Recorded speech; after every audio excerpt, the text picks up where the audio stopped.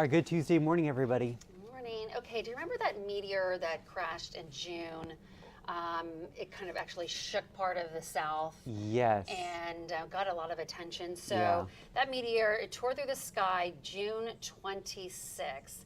And of course, it had that sonic boom that everyone felt. So it crashed into a home in McDonough, Georgia, which is a north central part of the state. Here it is. So geologists at the University of Georgia, they've examined the rock's fragments and determined it to be more than, get this, 4.5 billion years old. Wow. Yeah.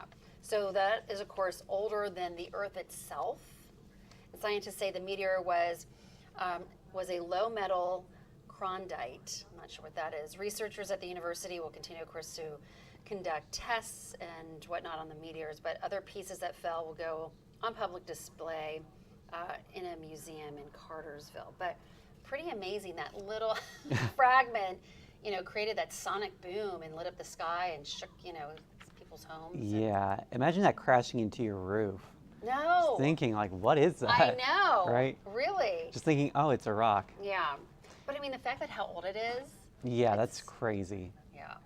Amazing. But yeah, it's crazy to think that something older than the Earth would crash, into the Earth. Yeah. And I wonder how much it would be worth. How much would somebody be willing to pay for this? Yeah, I mean it's priceless, it seems almost. But yeah, the curse is always a dollar amount on everything. On everything, yeah, right? So maybe one day it'll be auctioned off. It'll benefit a science charity or something. You never know. But yeah, that's pretty cool. All right, thank you, Jennifer. Let's take a look at our local headlines this morning. Weapons detectors will be added to the entrances of Albemarle County's high schools. That's in addition to 2 new resource officers this fall. The safety director for the school district says it's a proactive step to prevent problems before they happen.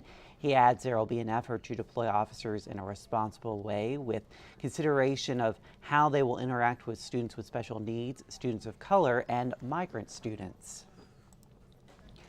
UVA is hitting back at the Student Council's recent vote of no confidence in the university's Board of Visitors. The spat is over the upheaval in the president's office and the appointment of an interim leader. The school released a statement arguing there's more student representation on the nomination committee than there was during the 2017 presidential search. UVA adds one person on the committee was recommended by the same student council that now seems to have an issue. The Student Council is requesting more representation on the search committee and more transparency. VDOT is hosting a meeting Thursday night to get community feedback on a busy Charlottesville intersection. The input will help guide changes at the intersection of Ridge Street and West Main, hoping to improve safety and traffic flow. VDOT says this is one of the city's busiest intersections with tens of thousands of drivers passing through each day. The meeting will run from 5:30 to 7 at Carver Rec Center.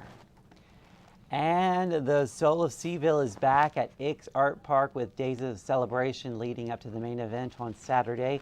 It's a chance to honor Black excellence with live music, fashion shows, an artisan market, and delicious food. There will be a Blacks in Tech event today to highlight technology careers and how to create devices.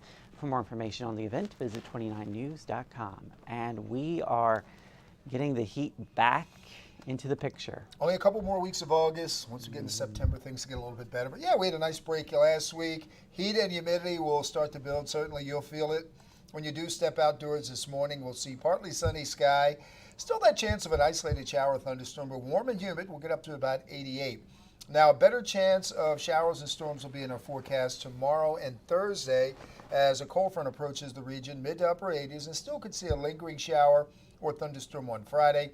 Right now, the weekend looks dry, a mix of clouds and sun, hot, humid Saturday, 89, 93 on Sunday, and still could see a shower or storm Monday with highs in the low 90s. So it looks like we're back to reality with those typical August-like temperatures. But as I mentioned, a couple more weeks after this, things will get a little cooler for us. We're in the final stretch here. Yes, we are. We just got to make it through it. Yeah. All right, thank you, David. And thank you guys for joining us on the Morning Rush. Here's a live look at traffic. This is I-64 on Afton Mountain. A great shot of the sky there on this Tuesday morning. We'll see you again on 29 News at noon. Until then, have a great day out there.